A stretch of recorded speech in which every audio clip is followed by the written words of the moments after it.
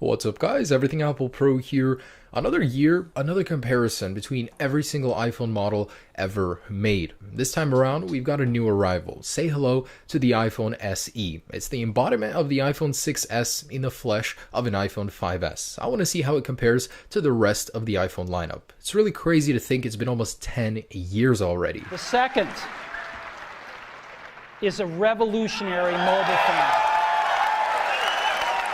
And the goal of this video is really just to put things into perspective, because it's been almost 10 years. What has Apple accomplished with their iPhone lineup? I want to see going from the original iPhone 2G, by the way, there's no iPhone 1, I get that question all the time, going up all the way to the iPhone 6s and SE. Where do we stand now, and how far have we come? So I love making these tests. They get harder and harder every single year, but this is the 2016 edition with the new iPhone SE and the new iOS 9.3.1 update that supposedly speeds up older phones. So here's the iPhone 2G. It's hard to believe that when this thing released, it got a lot of negative press. It was the future, but it just wasn't fully cooked yet. It was slow, it was buggy, and really Apple's made a lot of progress whether or not you see it from year to year. So let's go ahead and jump into this. We've got every iPhone lined up here, and this is based on their release schedule, not by size. It would be a mess then. But we're going to start with a startup test. Now for a more even power on, I connected these all to a 13 USB port hub. So let's go ahead and start this up in 3,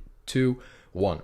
And they're all off. So it's not 100% accurate, down to the millisecond, but this is the most accurate that I can get it. And these are all arranged again by the date of release, not by the size, by the coloring. I try to get every white iPhone just for evenness. But the iPhone SE was the first to boot, followed by the 6S and 6S Plus.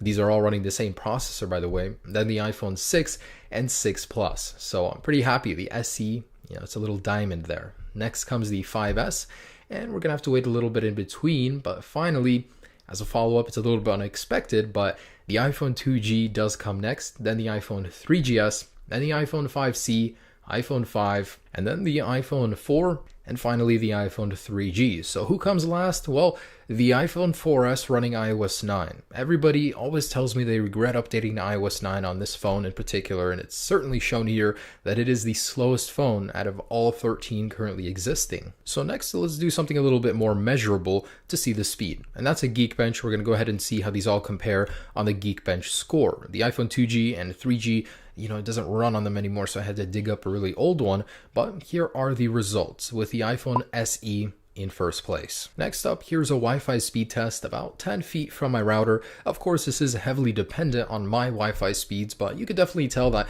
as the generations go on, the limitations of the Wi-Fi were removed, and they're faster, the range is better. In general, it just gets better as time goes on. And then I tested Safari. We use it a lot. HTML compatibility is very important, and the scores, of course, are all the same on the iOS 9 running devices. The older it gets, the worse the score. Then I did a synchronized test loading reddit.com. As you can see, the speeds are fairly, dependent on how fast the phone is. The newer it is, the better it does. Of course, they have newer Java engines and all that, but, it did fairly good. The older the device, clearly very, very unusable, and the iPhone 3G was never even able to load it in the end. Next, I tested loading the camera app, and as you can see, basically the iPhone 5 and above almost loaded them all at the same time with a couple milliseconds in between. It's the older phones that you have the few second delay, which would pretty much miss a very important camera shot. So far, we can basically see that the older the device gets, the slower it is, but it's not always been like that. Sometimes you shouldn't update right away when a new software update drops, just because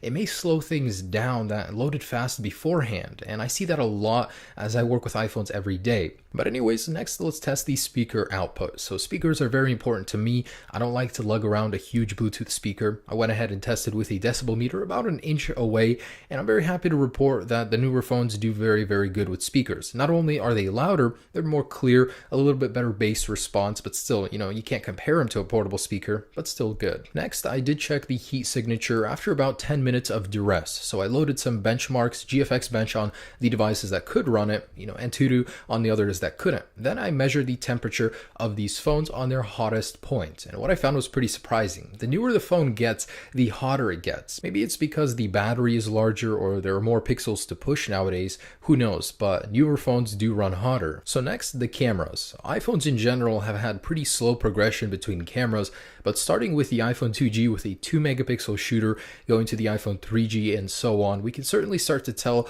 that there is a difference, but putting them side by side is where you can really see how far things have gone. Now, what I've noticed is the newer phones pretty much have better vibrance. The color hue is, a little bit more saturated. It captures the colors a little bit better, and these pictures are taken in direct sunlight. So the iPhone 2G is completely washed out, whereas the newer 12 megapixel on the iPhone 6s captures the quality and color certainly a lot better. Now, this is the iPhone 2G.